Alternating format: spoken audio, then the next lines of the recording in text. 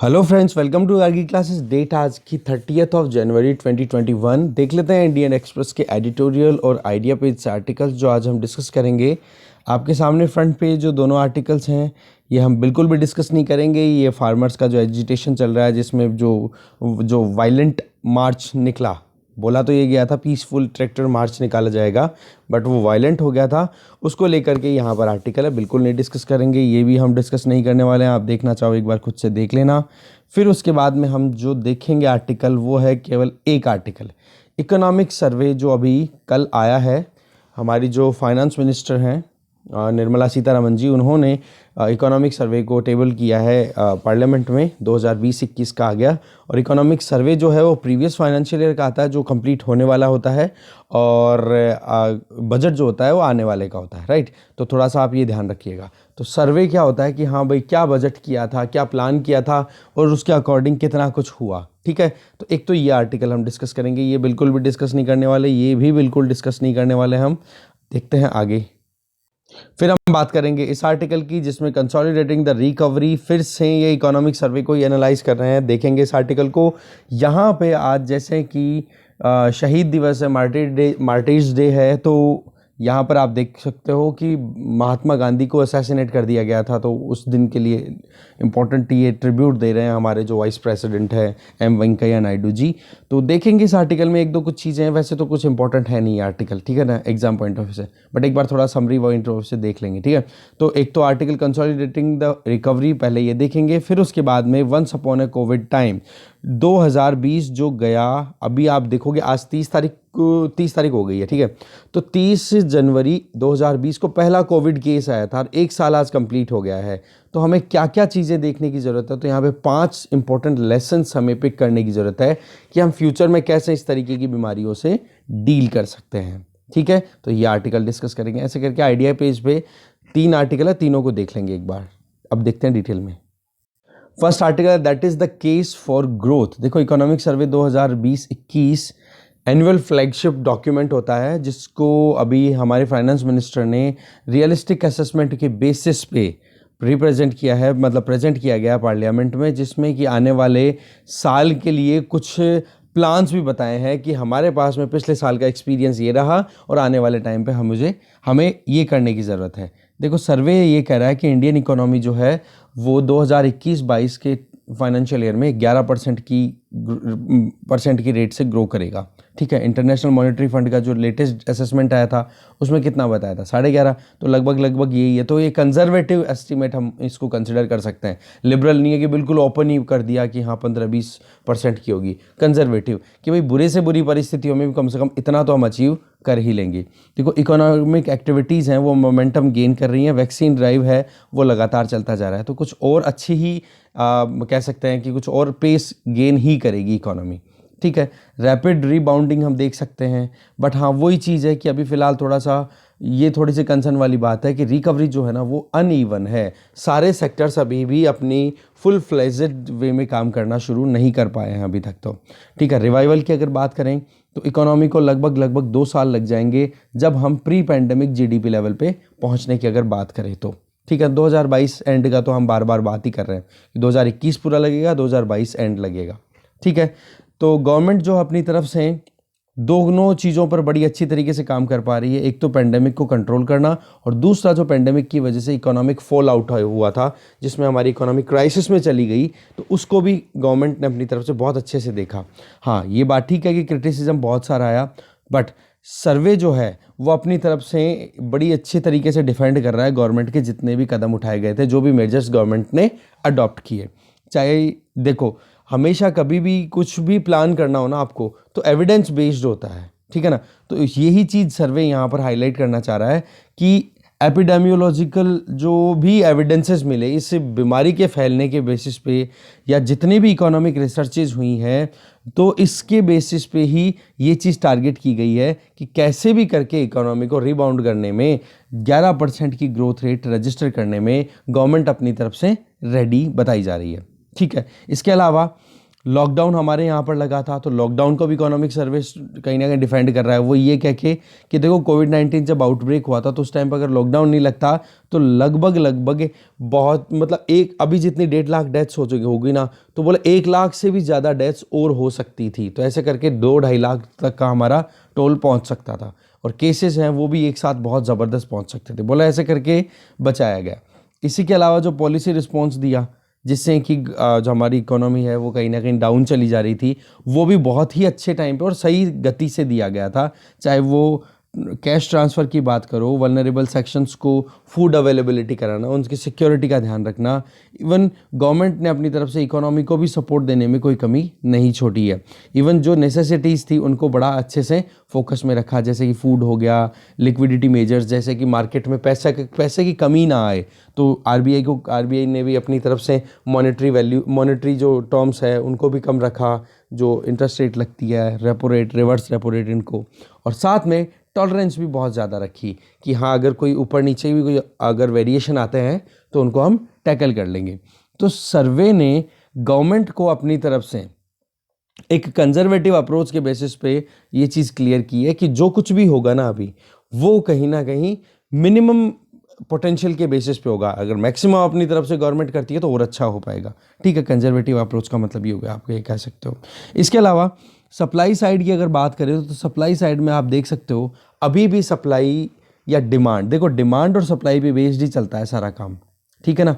तो डिमांड के लिए तो लोगों को रोजगार देना पड़ेगा, और सप्लाई के लिए आप अगर डिमांड के लिए रोजगार देना पड़ेगा, और वैसे ही अगर जॉब मिलेगी लोगों को तो उसके लिए फिर बाद में ऑटोमेटिकली सप्लाई भी अपने आप बढ़ेगी, क्योंकि फिर वही तो लोग फैक्ट्रीज में आकर के काम करेंगे, तभी तो प्रोडक्शन बढ़ेगा। तो डिमांड और सप्लाई को कहीं ना कहीं बूस्ट करने की ज़रूरत है। अगर डिमांड बढ़ गई और सप्लाई नहीं बढ़ पाई तो उस केस में फिर बाद में इन्फ्लेशन भी हमारे लिए एक चैलेंज बनेगा। ये भी कहीं ना कहीं गवर्नमेंट इकोनॉमिक सर्वे ने हाईलाइट किया है। पर फिर भी अगर हम देखें तो जितना भी गवर्नमेंट ने अपनी तरफ से फेवर किया है, जितना भी बूस्ट करने की कोशिश की है, तो वो अपने आप में बहुत सही है, और इसमें कोई कमी गवर्नमेंट ने अपनी तरफ से छोड़ी नहीं। कि गवर्नमेंट के ऊपर देखो फिस्कल डेफिसिट भी तो ऑलरेडी चल रहा है ना, डेट कितना बढ़ गया, पब्लिक प्राइवेट डेट की बात करो वो भी कितना ज़्यादा बढ़ गया। अब रही सही में पब्लिक इन्वेस्टमेंट अगर गवर्नमेंट कर देती है ना, तो उस केस में प्राइवेट इन्वेस्टमेंट को भी अट्रैक्ट करना ज़रूरी होता है। तो उससे क्या होगा, जैसे पब्लिक मतलब गवर्नमेंट इन्वेस्टमेंट आएगा तो प्राइवेट सेक्टर है वो भी कहीं ना कहीं अट्रैक्टेड फील करेगा कि चलो ठीक है, अब मार्केट में थोड़ा फ्लो है, अब हमें आगे आने की ज़रूरत है। इससे क्या होगा, एक फिस्कल मल्टीप्लायर का काम करेगा। वही बात कि जैसे ही इकोनॉमी में सर्कुलेशन शुरू होगा, गवर्नमेंट टैक्सेशन के बेसिस पे अपनी रेवेन्यू कलेक्ट करेगी और उससे ज़्यादा और स्पेंडिंग बढ़ाएगी। तो वो सारी चीज़ें, और साथ में प्राइवेट इन्वेस्टमेंट को क्राउड इन करना बहुत इंपॉर्टेंट है। उसके लिए क्या किया जा सकता है कि गवर्नमेंट जो है वो पब्लिक से कम बोरो करे, प्राइवेट सेक्टर को ज़्यादा से ज़्यादा स्पेस प्रोवाइड कर दे, सस्ते में लोन प्रोवाइड करे। इससे क्या होगा, वो ज़्यादा से ज़्यादा लोन उठाएंगे और फिर बाद में इन्वेस्ट करेंगे। अदरवाइज अगर गवर्नमेंट इस केस में यूं करना कि खुद पूरी लिक्विडिटी को कैप्चर कर ले, पूरा लोन खुद ले ले पब्लिक से, फिर बाद में प्राइवेट सेक्टर को तो क्राउड आउट कर दोगे, तो वो नहीं होना चाहिए। तब जाके कैपिटल स्पेंडिंग प्रॉपर होगी और फिर बाद में जॉब क्रिएट भी होगी, और कैपिटल जो है वो लॉन्ग टर्म में पैसा बना के देती है।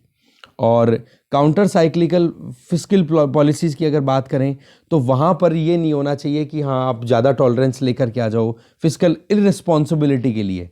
कहने का मतलब ये है कि अभी साइकिल क्या चल रही है, डाउन डाउन डाउन, तो काउंटर साइक्लिकल के लिए आपको क्या करना पड़ेगा, पिक करना पड़ेगा। कहने का मतलब वी शेप रिकवरी देने के लिए जो डाउन चल रहा है ना, उसको आपको पिक कराना पड़ेगा, समझ गए। तो उसको बोलेंगे काउंटर साइक्लिकल फिस्कल पॉलिसी। तो वो अब देखने वाली बात है कि बजट में क्या प्लान आ रहा है गवर्नमेंट का, ठीक है। साथ में डेट जो है वो लगातार बढ़ता चला जा रहा है। हमें पता है कि रेवेन्यू तो कम है गवर्नमेंट के पास में, और एक्सपेंडिचर लगातार बढ़ गए, जिसमें चाहे आप पीपीई किट्स के डेवलपमेंट की बात करो, रिसर्च को डेवलप करने की बात करो, जो मार्जिनलाइज सेक्शन की बात करो, उनको प्रमोट करना, उनको हेल्प प्रोवाइड करना, उन चीज़ों में गवर्नमेंट ने तो खर्चा किया है सारा।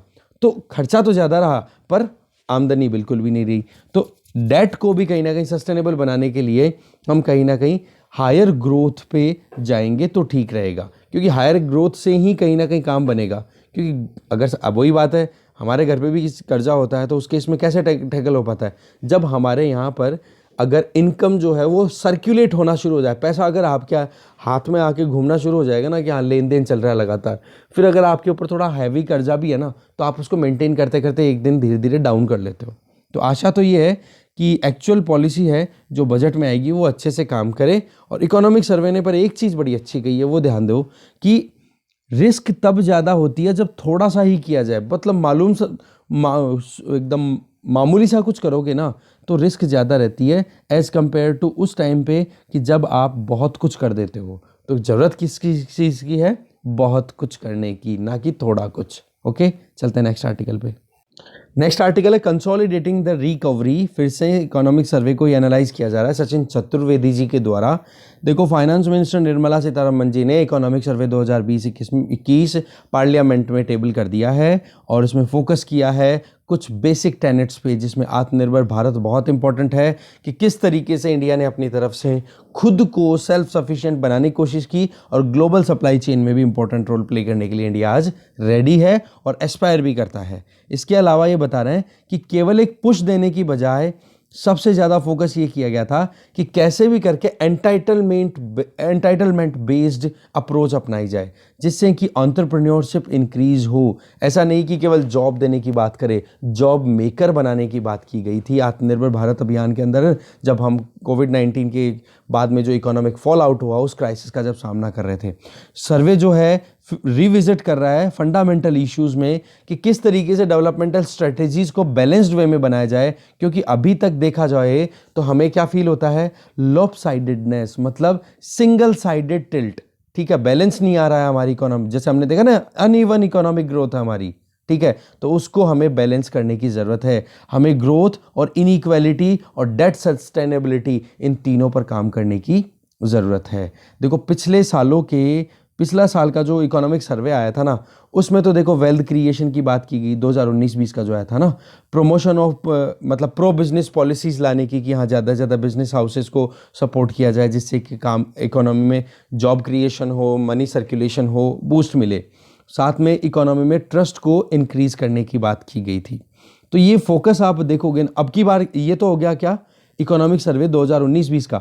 अब की बार क्या ध्यान दिया गया है कि कैसे भी करके जो एक डार्कनेस का सामना हमने किया कोविड-19 के टाइम में, एक तरफ तो थी लाइव्स और दूसरी तरफ थी लाइवलीहुड, बेरोजगारी और ज़िंदगी, दोनों के बीच की जो लड़ाई थी, अब उसको करेक्ट करके हमें जाना है ग्लोइंग साइड में, जहां पर हम लाइव्स को भी सेव कर देंगे और लाइवलीहुड को भी हमें सेव करना है। कहने का मतलब हेल्थ सेक्टर भी इंपॉर्टेंट है, तो साथ में इकोनॉमी पर भी हमें ध्यान देने की ज़रूरत है।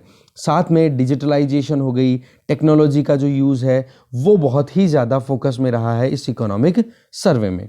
देखो, जैसे जैसे हम आगे बढ़ते हैं ना, तो इकोनॉमिक सर्वे और थोड़ा एनालाइज करता है कि किस तरीके से मैक्रो लेवल पे, ठीक है, माइक्रो का मतलब हो गया फैमिली लेवल पे आप कुछ कैलकुलेशन करते हो वो, ठीक है, और कंज्यूमर लेवल की अगर बात करें, और मैक्रो लेवल मतलब ब्रॉडर पर्सपेक्टिव, राइट। तो उस केस में ब्रॉडर ट्रेंड्स की अगर बात करें ना, तो जो भी इनिशिएटिव्स लिए जाएंगे इकोनॉमिक सेक्टर्स की अगर बात करें, जैसे infrastructure, agriculture, industrial production, employment, price, export, या फिर प्राइसेज आप बात करो, इंपोर्ट की बात करो, फॉरेन एक्सचेंज की बात करें, या फिर हेल्थ सोशल सेक्टर की बात करें जिसमें हेल्थ एंड एजुकेशन की है, तो इस साल का जो डॉक्यूमेंट है ये प्रीडोमिनेंटली फोकस किस पे कर रहा है? रिकवरी पाथ पर, क्योंकि हमारी इकोनॉमी डिरेल हो गई थी, ठीक है, और उसी से हम थोड़ा सा रिकवर करना चाह रहे हैं, जो लॉसेस थे उनको रिकवर करना। साथ में रिकवरी का टारगेट है वी शेप, कि हम डाउनफॉल हुए अब हम ऊपर उठेंगे, ठीक है। ऐसे ही जो हमारा $5 ट्रिलियन की इकोनॉमी बनना है 2024 आते आते, उसको भी अभी गवर्नमेंट ऑफ इंडिया ने या सर्वे में डाइल्यूट नहीं किया गया है, बोले इसके लिए हम काम करेंगे। साथ में सर्वे जो है कुछ और रेलेवेंट फैक्टर्स भी लेकर के आते हैं, जिससे कि शॉर्ट और लॉन्ग टर्म इम्पैक्ट जो है इकोनॉमी में वो आ सके, और रही सही में बजट जो है वो इस चीज़ को कॉम्प्लीमेंट और करेगा, ठीक है।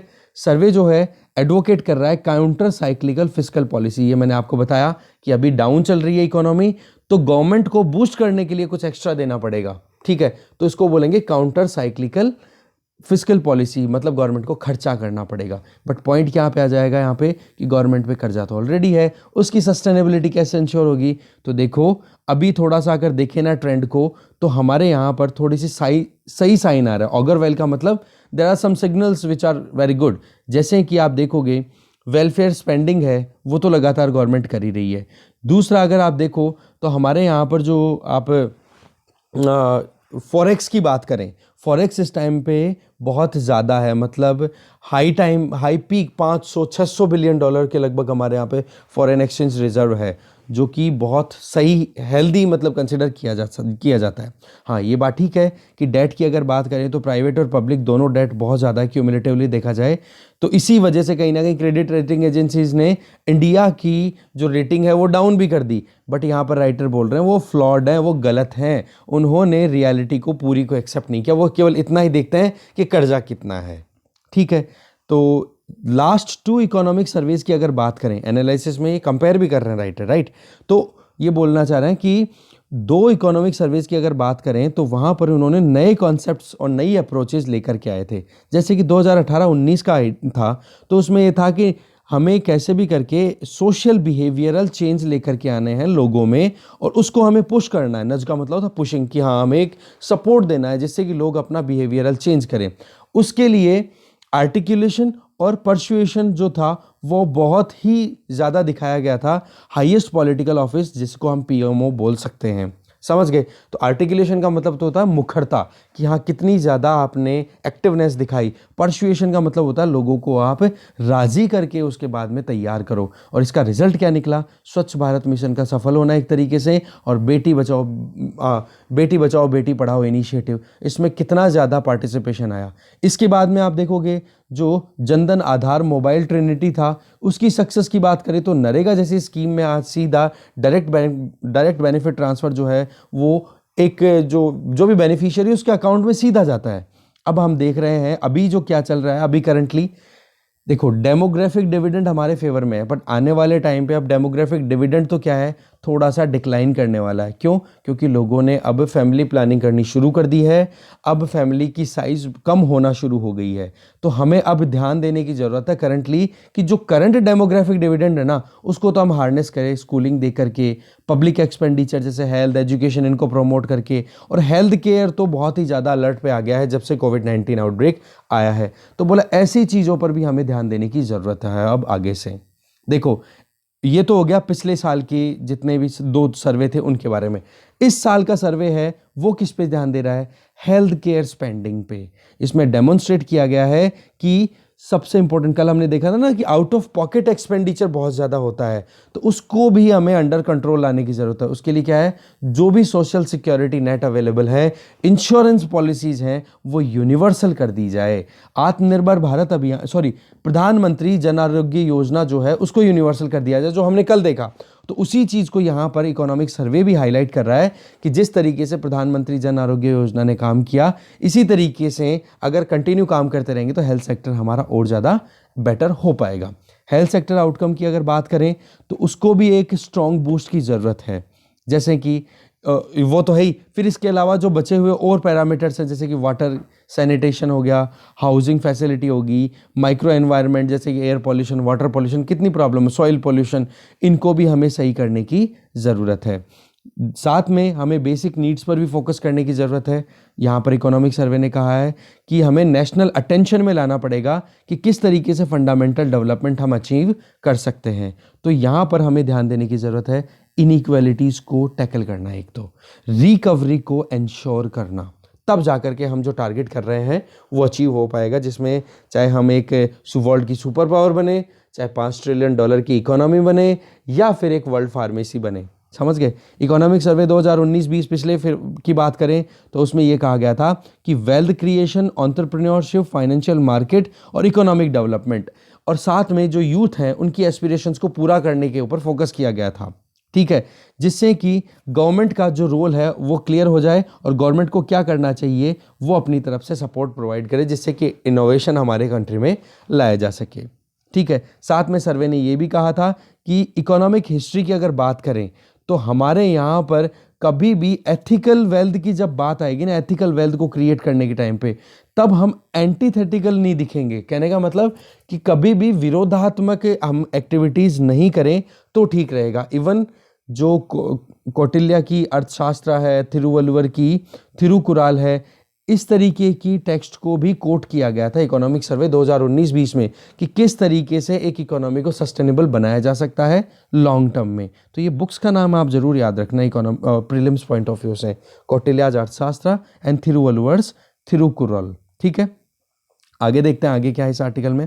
देखो, हमें पता है कि national infrastructure pipeline scheme already government ने अपनी तरफ से स्टार्ट कर दी थी, जिसमें कि इंक्लूसिव ग्रोथ को प्रमोट करना, एम्प्लॉयमेंट अपॉर्चुनिटीज को इंक्रीज करना ये जरूरी था। तो उसके लिए लगभग 111 लाख करोड़ रुपए का आउटले फिक्स किया है इस स्कीम के अंडर में। तो इस स्कीम को स्पेंड कब किया जाएगा? 2020 से 25 के बीच में। ये देखो प्रीलिम्स का क्वेश्चन तैयार हो गया है यहाँ पे इस पैराग्राफ में। ऐसे कैसे क्वेश्चन आते हैं, ठीक है ना। तो नेशनल इंफ्रास्ट्रक्चर पाइपलाइन स्कीम, ठीक है, economic growth, employment generation, outlay 111 lakh crore का 2020 से 2025 के बीच में चलेगा। और कौन कौन से इंफ्रास्ट्रक्चर प्रोजेक्ट्स पे ध्यान देगा? जैसे कि इंफ्रास्ट्रक्चर प्रोजेक्ट हो गया, या फिर एनर्जी प्रोजेक्ट हो गया, road, urban infrastructure, railways project हो गए, इन पर भी ध्यान देने वाली बात है। ठीक है, जिससे कि इंडिया में जो कॉम्पिटिटिवनेस है, वर्ल्ड लेवल की जो कॉम्पिटिटिवनेस है, उसको और ज़्यादा स्ट्रेंथन कर दिया जाए। अब थोड़े से सजेशन दे रहे हैं कि इकोनॉमिक सर्वे को थोड़ा और फोकस करना चाहिए था कि ट्रेड को कैसे बूस्ट किया जाए। देखो, अगर हम वैल्यू चेन को मिस कर देंगे ना, तो वहां पर अगर हमारा पार्टिसिपेशन नहीं होगा ना, तो ग्लोबलाइजेशन का हमें फायदा नहीं मिल पाएगा। ग्लोबलाइजेशन के फायदे के लिए तो हमें थोड़ा बहुत काम करना ही पड़ेगा इस ट्रेड वाली सिस्टम पर भी। साउथ और साउथ ईस्ट एशिया की अगर बात करें तो उसके साथ में भी हमें इंटीग्रेट होना पड़ेगा। ठीक है, जहां पर आज हम हाई टैरिफ की बात करें तो लगभग 38% है। तो हमारा एक्सपोर्ट और इंपोर्ट दोनों एक दूसरे को कॉम्प्लीमेंट करते हैं। कारण कि इंपोर्ट बेस्ड हम बाहर से कुछ सस्ता, जो मान लो कोई भी इनग्रेडिएंट है वो अगर बाहर से मंगाते हैं, अगर उस पर 38% टैक्स लग जाएगा, टैरिफ लग जाएगा, तो वो इंपोर्ट तो हमारे लिए महंगा पड़ गया ना। अब उस इंपोर्ट को प्रोसेस करके हम एक्सपोर्ट करते हैं तो वो तो फिर एक्सपोर्ट भी महंगा पड़ जाएगा। तो ऐसे क्या हो गया, इस टैरिफ को हमें थोड़ा कम करने की ज़रूरत है। कोविड-19 की देखें तो ग्लोबल इकोनॉमी पे बहुत ही ज़बरदस्त घात पहुंचा है। जबकि डेवलपिंग कंट्रीज़ की अगर बात करें इंक्लूडिंग इंडिया, यहाँ पर हमारे थोड़ा सा कम अटैक हुआ है पॉलिसीज़ पे। डेवलप्ड कंट्रीज़ की बहुत बुरे हाल हो गए। जैसे कि हमने देखा ना कि किस तरीके से फिस्कल स्टिमुलस दे रहे हैं वो लोग, मतलब ट्रिलियन डॉलर्स में तो 1.2 ट्रिलियन डॉलर का तो बूस्ट यूएसए ने दिया है। ऐसे ही इधर देखोगे यूरोपियन यूनियन की कंट्रीज़ ने, ऐसे ही जापान ने अपनी तरफ से बूस्ट दिया है कि बोले कैसे भी करके इकोनॉमी को हमें रिवाइवल पे लाना है, नहीं तो बर्बाद हो जाएंगे। तो इंडिया के पास में तो क्या थोड़ी सी प्रूडेंट डोमेस्टिक ट्रेड पॉलिसीज है कि हाँ, बहुत भविष्य के बारे में सोच समझ के चलने वाले देशों में से एक है। ठीक है, तो इंडिया की तरफ से हमें कॉमर्शियल पॉलिसीज़ को रिलैक्स करने की ज़रूरत है। देखो, लॉकडाउन के बाद में जो भी सेक्टर ग्रो कर रहे हैं ना, उन सेक्टर में आप देखोगे तो इक्वालिटी नहीं है, यूनिफॉर्मिटी नहीं है। तो हमें क्या है कि एक स्ट्रॉन्गर इम्पोर्ट्स को थोड़ा स्ट्रॉन्ग करने की ज़रूरत है, क्योंकि हमारा जो आउटपुट, जो एक्सपोर्ट है ना, वो इम्पोर्ट्स पे बहुत ज़्यादा डिपेंड करता है। रही सही में एफडीआई की बात करें, फॉरेक्स की बात करें, तो वो अच्छे खासे लेवल पे है। तो हमें इस चीज़ के लिए ज़्यादा डरने की ज़रूरत है नहीं। हमें जल्दी से जल्दी एक इंपॉर्टेंट लिंक की तरह काम करने की ज़रूरत है, जिससे कि ग्लोबल वैल्यू चेन में हम पार्टिसिपेट कर सकें और आत्मनिर्भर बन सकें। तो इकोनॉमिक सर्वे ने अपनी तरफ से एक स्टेज दिया है कि किस तरीके से हम लोकल प्रोडक्शन को इंक्रीज़ कर सकते हैं, लोकल कंजम्पशन को इंक्रीज़ कर सकते हैं, किस तरीके से हम रेजिलियंस कि डिजास्टर आ गई उसके बाद में फिर से उठ खड़े हुए, वो जो चीज़ें हैं वो हमारे अंदर फिर से हमने एक इंटरनल स्ट्रेंथ को हमने और ज़्यादा इंक्रीज करने की तैयारी कर रखी है, और हम ऑलरेडी हैं इसके लिए तैयार। तो पॉलिसी मेकर्स को ज़रूरत है कि इस तरीके की गाइडलाइन तैयार करें, जिससे कि हम वाकई में आत्मनिर्भरता का जो मैनिफेस्टेशन है ना, उसको अचीव कर सके रियल टर्म्स में। चलते हैं नेक्स्ट आर्टिकल पे। नेक्स्ट आर्टिकल है वंस अपॉन ए कोविड टाइम। ठीक है, ये आर्टिकल लिखा हुआ है चंद्रकांत जी के द्वारा और रणदीप जी के द्वारा, राइट। तो देख लेते हैं इंपॉर्टेंट आर्टिकल क्या है इसमें, हमारे पास में क्या इंपॉर्टेंट।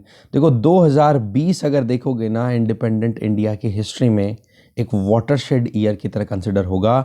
30 जनवरी 2020 को पहला केस हमारे यहाँ डिटेक्ट हुआ था।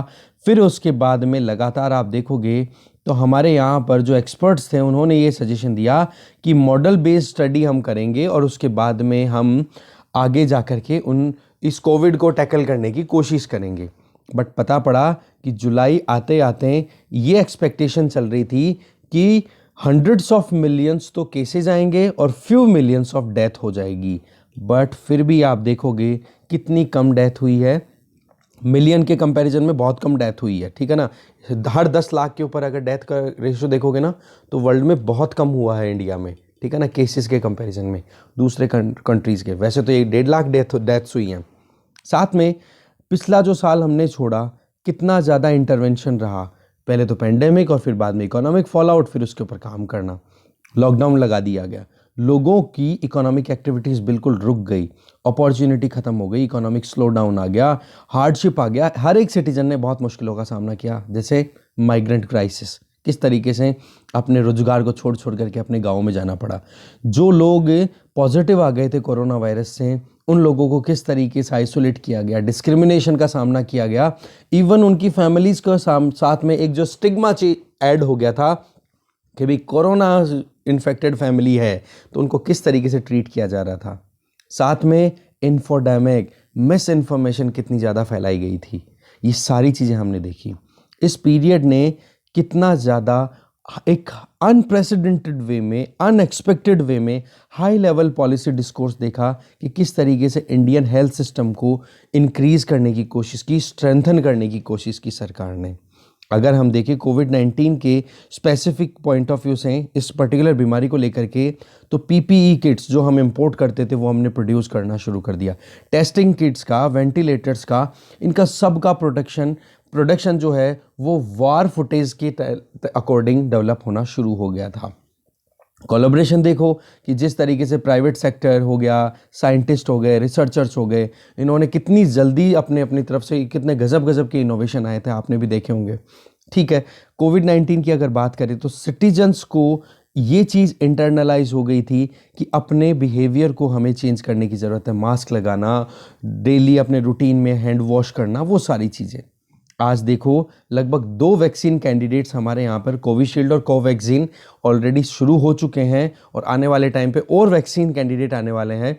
और आज इंडिया जो है वो वर्ल्ड की फार्मेसी बन के उभर भी रहा है और वर्ल्ड को एक्सपोर्ट भी कर रहा है अपने वैक्सीन यहाँ पे जो प्रोड्यूस हो रहे हैं। टारगेट जितना था उसके कंपैरिजन में केसेस भी बहुत कम आए हैं और डेथ भी बहुत कम हुई है। तो इस चीज़ से ये चीज़ तो क्लियर हो गई कि हम वाकई में कितने रेजिलियंट अपने आप को कंसिडर कर सकते हैं। बट वॉर जो है वो अभी ख़त्म नहीं हुआ है। हमें दूसरे कंट्रीज़ के कंपैरिजन में देखें तो हमारे कंट्री की परफॉर्मेंस बहुत सही रही है, बुरी नहीं रही है। जबकि अब थोड़ा सा डर किस चीज़ का है, क्योंकि वॉर अभी ख़त्म नहीं हुआ है, म्यूटेशन हो चुका है वायरस का और दूसरे कंट्रीज़ में ब्राज़ील, यूके, अर्जेंटीना, यहाँ पर अलग अलग वेरिएंट आने लग गए हैं वायरस के। तो हमें और ज़्यादा रेडी रहने की ज़रूरत है, अलर्ट रहने की ज़रूरत है। अब यहाँ पर राइटर्स जो हैं वो 5 इंपॉर्टेंट लर्निंग्स पिक कर रहे हैं। फर्स्ट लर्निंग वो ये कि डिजीज़ ने जो सोशो इकोनॉमिक इम्पैक्ट दिया है ना, जिसका सबसे ज़्यादा असर पुअर, मार्जिनलाइज, वल्नरेबल पॉपुलेशन पे पड़ा है, उन पर हमें ज़्यादा ध्यान देने की ज़रूरत है। कोविड-19 पेंडेमिक के टाइम पे मार्जिनल या इनफॉर्मल वर्कर्स की बात करें तो आप देखो उनकी इनकम और उनका जॉब लॉस कितना ज़्यादा हुआ है। बच्चों की एजुकेशन की बात करें तो उनकी एजुकेशन बिल्कुल रुक गई, ऑनलाइन चली गई और वहाँ पर हमने देखा केवल गाँव में 7 या 8% बच्चों के पास में एक्सेसिबिलिटी है इंटरनेट की, तो वो कैसे पढ़ पाए। वुमेन्स की बात करो तो औरतों को भी कितना ज़्यादा मुश्किलों का सामना करना पड़ा। प्रेग्नेंट लेडीज़ हैं या फिर जो एंटीनेटल या पोस्ट नेटल उनको सर्विसेज लेनी होती हैं, जो वैक्सीनेशन लेने होते हैं टाइम पे, वो नहीं ले पाई। ऑनगोइंग पेंडेमिक की अगर बात करें तो इनइक्वालिटी कितनी ज़्यादा आई। ऑक्सफोर्ड का हमने देखा था ना कि ये वायरस है ना, कोविड-19 नहीं है, ये इनइक्वालिटी वायरस है जिसने गरीब को गरीब बना दिया और अमीर को और अमीर बना दिया। हमारा देश हमेशा से एक एम को लेकर चला है, अंत्योदया, मतलब जो लाइन में सबसे गरीब लगा हुआ व्यक्ति है ना, उसको हम अपलिफ्ट करें। तो हमें ज़रूरत है कि हम इन्वेस्टमेंट को स्ट्रेंथन करें, ज़्यादा से ज़्यादा हेल्थ सिस्टम को हमें प्रमोट करने की ज़रूरत है। तो हेल्थ सेक्टर में जब इन्वेस्टमेंट होगा तो देखो इनइक्वालिटीज़ अपने आप ही कहीं ना कहीं एड्रेस होती हुई दिखाई दे सकती हैं। पुअर्टी एलिविएशन पे काम करने की ज़रूरत है। हमें कंट्री को फ्यूचर एपिडेमिक्स के लिए तैयार करने की ज़रूरत है। एक्सेलरेटेड इकोनॉमिक ग्रोथ इंश्योर करने की ज़रूरत है। तो फर्स्ट लर्निंग तो हो गई ये पूरी डिटेल में कि मार्जिनलाइज्ड वल्नरेबल सेक्शन के ऊपर हमें ध्यान देने की ज़रूरत है, अंत्योदया पे ध्यान देने की ज़रूरत है। वो स्टडीज़ का और कोट लिख लेना। दूसरी जो लर्निंग है वो है कि इंडिया के हेल्थ सिस्टम को हम और ज़्यादा स्ट्रेंथन करें। देखो, पॉलिटिकल अटेंशन तो मिली, बट इस अटेंशन को हमें कंटिन्यू करना है, सस्टेनेबल मैनर में कंटिन्यू बनाए रखना है। हेल्थ सिस्टम जो है ना, वहाँ पर आप स्ट्रॉन्गर इंटरवेंशन दो, जिससे क्या होगा कि ज़्यादा से ज़्यादा काम, आप कह सकते हो कि हेल्थ सिस्टम और स्ट्रेंथन होगा और ज़्यादा रोबस्ट बन पाएगा।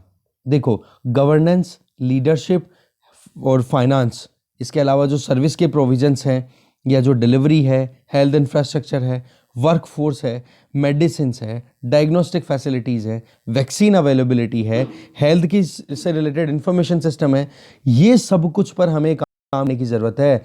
केवल हॉस्पिटल में बेड्स को या एडिशनल वेंटिलेटर्स डिप्लॉय करने से ही हमारा हेल्थ सिस्टम इंप्रूव नहीं होगा, हमें इन चीज़ों पर भी ध्यान देने की ज़रूरत है। Second learning is done, then comes third learning. देखो, सोसाइटी को हेल्दी बनाना हमारे लिए बहुत ज़्यादा ज़रूरी है, और उसके लिए हेल्थ सर्विसेज भी टाइम पे अवेलेबल हो। जैसे कि हमें पता है, prevention is better than cure. तो प्रिवेंटिव, प्रोमोटिव और क्यूरेटिव और डायग्नोस्टिक एंड रिहैबिलिटेशन, इन सब पे ध्यान देने। ये वर्ड्स बहुत डायनामिक हैं, इनको अगर आप यूज़ करोगे ना ऐसे में, आंसर राइटिंग में, बहुत इफेक्ट जाता है इनका, कि हाँ वाकई में वोकेबलरी आपके पास में बहुत कुछ अवेलेबल है। तो हेल्थ सिस्टम कैसा होना चाहिए हमारा? प्रिवेंटिव, कि बीमार ही ना पड़े। प्रोमोटिव, कि लोगों को ऐसी एक्टिविटीज़ के लिए प्रोमोट करना जिससे कि वो हेल्दी रह सकें, अगर बीमार पड़ गए तो उनकी क्योर हो सके, और बीमार पड़ गए तो अब क्योर अगर आप दे रहे हो तो कौन सी बीमारी है, कितनी गहरी है, कितनी ग्रेविटी है उस बीमारी की, उसको डायग्नोस किया जा सके। और जिन लोगों के डायग्नोस होकर के क्योरेशन मिल गई, उनको वो क्योर हो गए, तो उनको रिहैबिलिटेट करना, उनको फिर से सोसाइटी में उनकी नॉर्मल लाइफस्टाइल उनकी शुरू करना, ये चीज़ें बड़ी ज़रूरी हो जाती हैं। तो यहाँ पर हमें ज़रूरत है, हॉस्पिटल डोमिनेटेड जो सिस्टम है उसको हमें हेल्थ सिस्टम पे ध्यान देना पड़ेगा। मतलब मेडिकल केयर की बजाय हमें किस पे ध्यान देना पड़ेगा? हेल्थ सिस्टम पे। मेडिकल केयर में तो वही है, पैसा छापने का काम कर रहे हैं प्राइवेट सेक्टर वाले, समझ गए? कोविड-19 के टाइम पे माना क्राइसिस आया, पर फिर भी उन्होंने बहुत ज़्यादा फ़ायदा उठाया। तो हमें यहाँ पर मेडिकल जो सिस्टम है जिसमें क्यूरेटिव या डायग्नोस्टिक पैटर्न पे काम किया जाता है, तो हमें पब्लिक हेल्थ पर भी ध्यान देना पड़ेगा, जहाँ पर हम प्रिवेंटिव अप्रोच अपनाएं और प्रमोट करें, साथ में अच्छी हेल्दी जो लाइफस्टाइल है उसको। ठीक है, तो इस तरीके से कम्युनिटी क्लिनिक्स का भी यहाँ पर रोल आ जाता है। प्राइमरी हेल्थ केयर को हमें प्रमोट करने की ज़रूरत है रूरल और अर्बन एरियाज़ में। चौथी लर्निंग क्या है कि हमें हेल्थ पे स्पेंडिंग को इंक्रीज करने की ज़रूरत है। यूनियन गवर्नमेंट और स्टेट गवर्नमेंट को साथ में आना चाहिए। प्राइमरी हेल्थ केयर में बात करो या प्राइमरी हेल्थ सर्विसेज की बात करें, इनमें साथ में आकर के पैसे खर्च करने की ज़रूरत है, ज़्यादा से ज़्यादा हेल्थ सर्विसेज प्रोवाइड करें। वही बात फिर से कि प्रिवेंटिव हेल्थ इंटरवेंशन अगर हो जाएगा तो फिर ये बीमारियाँ अपने आप ही दूर से दूर हट जाएंगी। पब्लिक हेल्थ लेबोरेटरीज हो गई, डिजीज सर्विलेंस सिस्टम हो गया, जैसे हमने देखा ना नेशनल हेल्थ रिपोजिटरी, उसको प्रमोट करने की ज़रूरत है।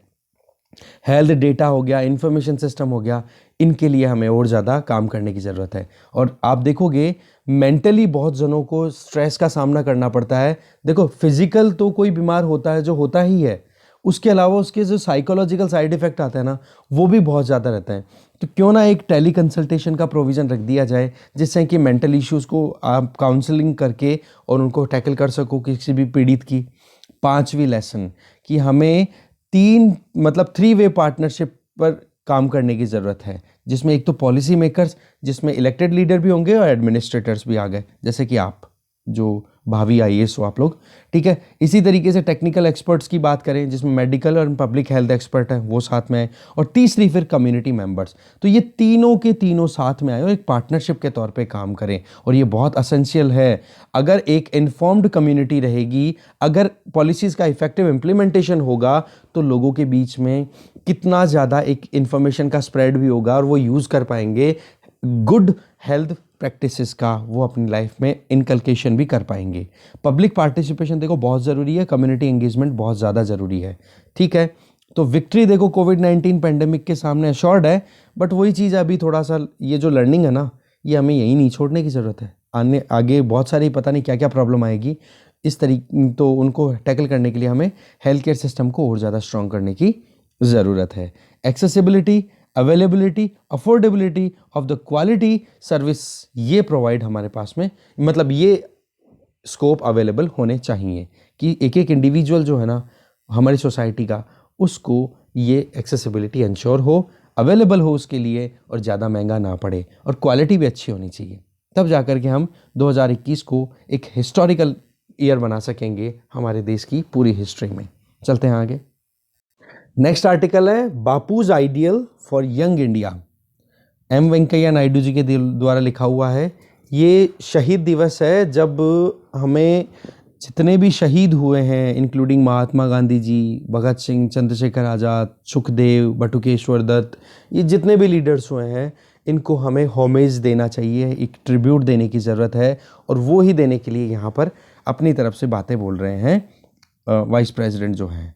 सबसे इम्पोर्टेंट चीज़ बोल रहे हैं अहिंसा, कि किस तरीके से महात्मा गांधी ने अपनी जो फ्रीडम स्ट्रगल थी उसको अहिंसा पर आधारित करके और फिर आगे बढ़ाया। और ये कहीं ना कहीं हमारे कल्चर में एक एंशिएंट ट्रेडिशन रहा है कि हमारी, चाहे अशोका की बात करो या फिर आप बात कर लो जैनिज़्म, बुद्धिज़्म, यहाँ से ये बहुत इंपॉर्टेंट है, अहिंसा परमो धर्मा। ठीक है, तो इस तरीके से अहिंसा को बहुत इंपॉर्टेंट माना गया है। Martin Luther King, Nelson Mandela, Albert Einstein, Barack Obama, Pearl Buck, Steve Jobs, ऐसे बहुत से इंडिविजुअल्स हैं जिन्होंने बहुत ज़्यादा सक्सेस गेन की है on the basis of this only अहिंसा, नॉन वायलेंस। बापू ने जो कुछ भी किया उसमें ट्रुथ, सत्याग्रह और पीस तीनों को अपना एक वेपन की तरह बना करके फिर आगे बढ़े थे वो। इनकी जो लीडरशिप थी ना, ठीक है, जिसमें हमने इंडिया को इंडिपेंडेंट करवाया, वो बहुत ही ज़्यादा पीसफुल थी। और इसमें आप देखोगे उन्होंने अपनी बात मनवाई। आज ओकेजन है मार्टिर्स डे, शहीद दिवस, तो इस पर हमें और भी कुछ नामों को याद करने की ज़रूरत है, जैसे भगत सिंह, सुखदेव, राजगुरु, चंद्रशेखर आज़ाद। ये कुछ और इम्पोर्टेंट यंग थे जिन्होंने किस तरीके से हंसते हंसते अपने गले में फांसी लगवाई और कोई प्रॉब्लम नहीं थी। मतलब इन्होंने क्या किया, खुद से पहले नेशन, राष्ट्र को ज़्यादा इम्पोर्टेंस दी। तो बोले यहाँ पर हमें इसी चीज़ पर ध्यान देने की ज़रूरत है।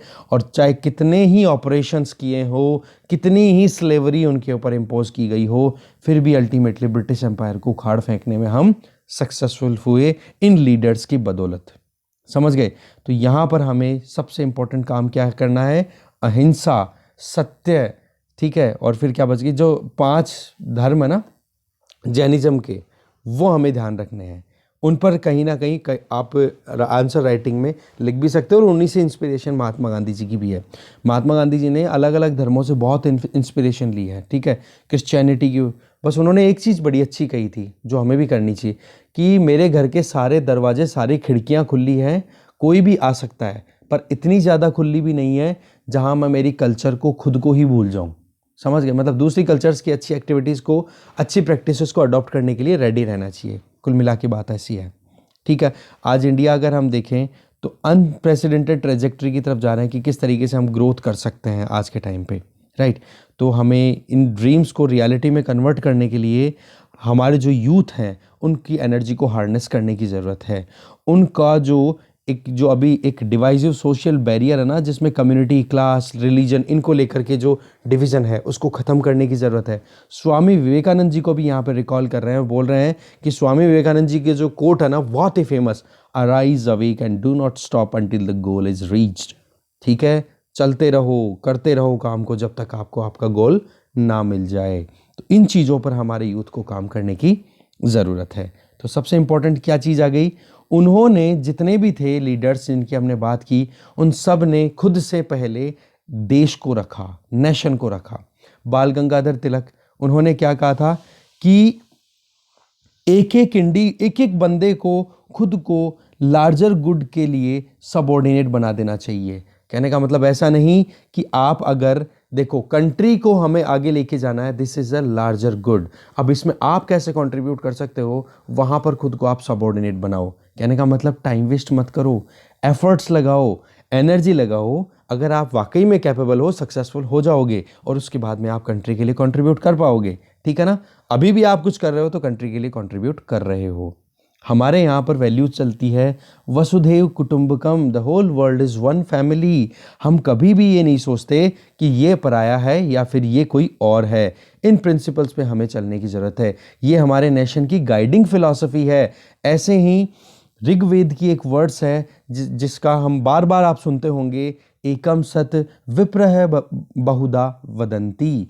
ट्रुथ एक, सत्य एक है। जो ज्ञानी लोग हैं इसको अलग अलग तरीके से बोलते हैं। बोलो सच क्या है? वो ये कि हमें अपने आप से पहले लार्जर गुड को एक्सेप्ट करने की ज़रूरत है, वहाँ हमें खुद को सबॉर्डिनेट बनाने की ज़रूरत है।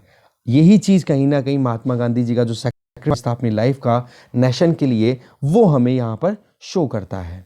ठीक है, हमें इनोवेशन लाने की ज़रूरत है। नेशनल यूथ है आज, वही है, प्रमोशन तो मिल ही रहा है। आत्मनिर्भर भारत की बात भी करें, देखो गांधी जी ने कॉटेज इंडस्ट्री को बहुत प्रमोट करने की बात की थी, खादी और विलेज इंडस्ट्रीज़ को।